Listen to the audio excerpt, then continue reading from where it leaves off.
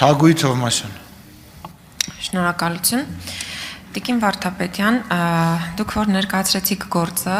մոտավորապես հասկանալի է, որ 2024 թվականի ամռանից արդեն ձեզ հայտնի էին իրողություններ, որ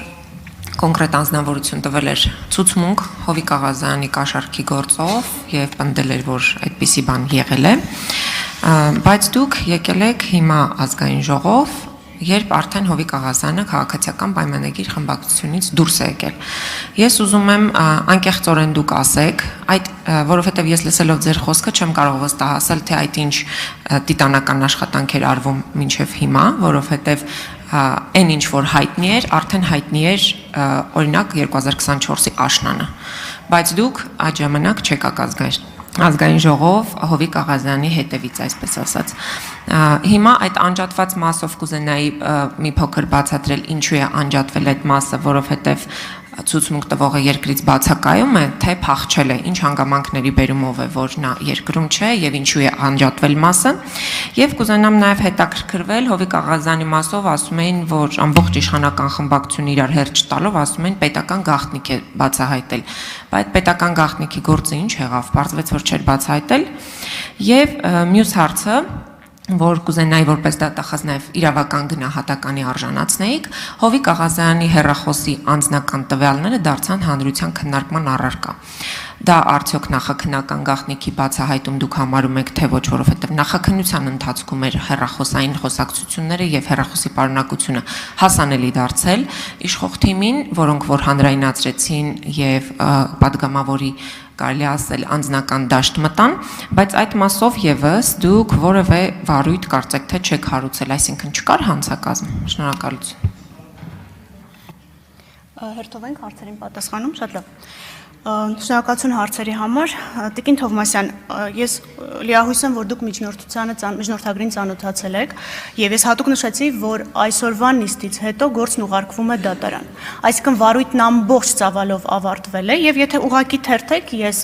ամբողջը հատ-հատ չներկայացրեցի, թե քանի փաստաթուղթ է զննվել, քանի հեռախոս է զննվել, քանի անձ է հարցաքննվել, քանի առերեսում է իրականացվել, եւ քանի որ մենք գործ ունենք բազմադրվակ կաշառքի սխեմայի հետ, մեր նպատակն էր ամբողջական ծավալով ապահովել քննությունը եւ ազգային ժողով գալ միայն այն ժամանակ, երբ մենք պատրաստ կլինենք գործը ուղարկել դատարան։ Որպեսզի ձեզ մոտ շփոթ չառաջացնի մաս անջատելը, դա չի նշանակում, որ անձը փախել է կամ գտնվում է հետախուզման մեջ։ Մասն անջատվել է դատարան ուղարկելու համար մյուս մեղադրյալների հետ կապված։ Մասնավորապես Աշոտիկ Կամավոսյանի քրեական օրենսգրքի 439 հոդվածի 2-րդ մասի 3-րդ կետով, Սլավիկ Պողոսյանի քրեական օրենսգրքի 46-439 հոդվածի 2-րդ մասի 3-րդ կետով։ Այս մասով նախաքննության ավարտը արդեն հայտնվել է, կողմերին տրամադրվել են նյութերը, նրանք ծանոթացման համար ժամկետ չեն խնդրել։ Դա է պատճառը, որ այս պահին է ներկայացվում ազգային ժողով, որպեսզի ազգային ժողովի որոշումից հետո մենք կարողանանք գործը դատարան ուղարկելու հարցը լուծել։ Ինչ վերաբերում է ձեր կողմից նշած մյուս բոլոր հարցերին, դրանք չեն վերաբերում միջնորդագրին, իսկ ես որքանով գիտեմ, կանոնակարգ օրենքը մեզ պարտավորեցնում է բացառապես միջնորդագրի շրջանակում քննարկել, ես որևէ պետական գաղտնիքի հետ կապված մեղադրանք չեմ ներկայացրել, ես 2 կաշառքի մեղադրանք եմ ներկայացրել։ Շնորհակալություն։ Տիկին դատախազ, նաև Տիկին Թովմասյանը հարցնում էր հեռախոսի մասով, արդարացիորեն։ Հեռախոսային տվյալները շնորհակալություն, որպեսզի շփոթ չառաջացնի, սա մեկ այլ վարույթով, հատկապես կարևոր գործերի վարչությունում քննվող խոշտանգման հետ կապված լրիվ ուրիշ, վստահ եմ ձեզ անհայտ վարույթով ձեռք բերված տվյալներ են, որոնք խուզարկության արդյունքում են հայտնաբերվել, զննվել են եւ հանդիսանում են նաեւ սույն գործով ապացույց։ Արձագանք։ Տիկին դատախազ, ամեն դեպքում ինձ համար պարզ չդարձավ ինչ խոշտ, այսինքն Հովիկ Աղազյանի մասով մի հատ էլ խոշտանգման գործ կա, որ քննվում է։ Ոչ, Տիկին Թովմասյան, լրիվ ուրիշ 3-րդ անձի վերաբերյալ գործ, որի հեռախոսի մեջ հայտնաբերվել էր Արամ անունով անձի տեսագրությունները, որտեղ մանրամասն պատմվում էր 2-րդ դրվագով շենքի հետ կապված։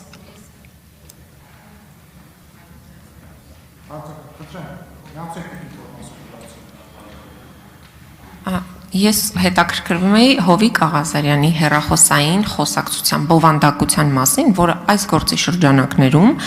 նա գնացել էր քննչական ծառայություն, առգրավել էին հեռախոսը, հետո այդ հեռախոսի խոսակցության պարունակությունը ազգային ժողովի նախագահը, ֆրակցիայի ղեկավարը եւ մյուս անդամները սկսեցին հանրայնացնել։ Դա մարդու անձնական տվյալի տիրապետում եւ հրապարակում չէ, եւ արդյոք այդ մասով դուք չեք հարուցել վարույթ կամ այդ հարցը ձեր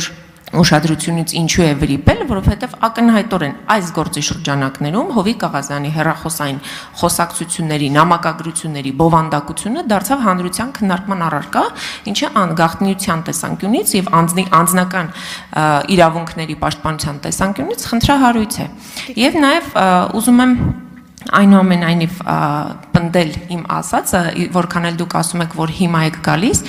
այնուամենայնիվ հավատարժան չէ Տիկին դատախազ, որ եթե ես չեմ պատկերացնում, եթե Հովիկ Աղազյանը շարունակեր մնալ քաղաքացիական պայմանագիր խմբակցության կազմում, արդյոք դուք կգայեք այստեղ նույն միջնորդությամբ։ Տիկին դատախազ մի վարքյան միջև պատասխանելը Տիկին Թովմասյան, որևիցե մեկը բովանդակություն չի հրապարակել, եւ եթե դուք նման բովանդակության ծանոթ եք եւ տենց պնդում եք անում, ես առաջարկում եմ այդ բովանդակությունից 1-2 օրինակ բերեք, որ ես, քանի որ ին վրա հաղում արեցիք, կամ որևիցե падգամավոր բովանդակություն է հրապարակել, խնդրում եմ նման հայտարարություն անելուց զգուշ լինել։ Խնդրեմ Տիկին դատախազ։ Բովանդակություն որևիցե մեկը չի խոսած այդ մասին։ Տիկին Թովմասյան, որպեսզի նորից ձեզ մոտ շփոթ չառաջանա հեռախոսի զննության հետ կապված։ Սա Հովիկ Աղազարյանի հեռախոսի զննության տվյալները չեն։ Սա այլ գործով ձեռք բերված տվյալներն են։ Այն ինչ որ դուք նշում եք, այս երկու վարույթների շրջանակում չէ, այս միջնորդագրում ներկայացված որևէ ապացույցի հետ կապ չունի։ Ուզում եմ, որ հստակ լինենք եւ շփոթ չառաջանա, իսկ ինչ վերաբերում է ձեր հարցին, ապա այո կգայի։ Կգայի, քանի որ առանց դրա կստացվեր, որ մենք քննությունն արել ենք կիսատ եւ ոչ բոլոր անձանց ենք պատասխանատվության համար կանչել դատարան։ Հովիկ Աղազարյան հարց։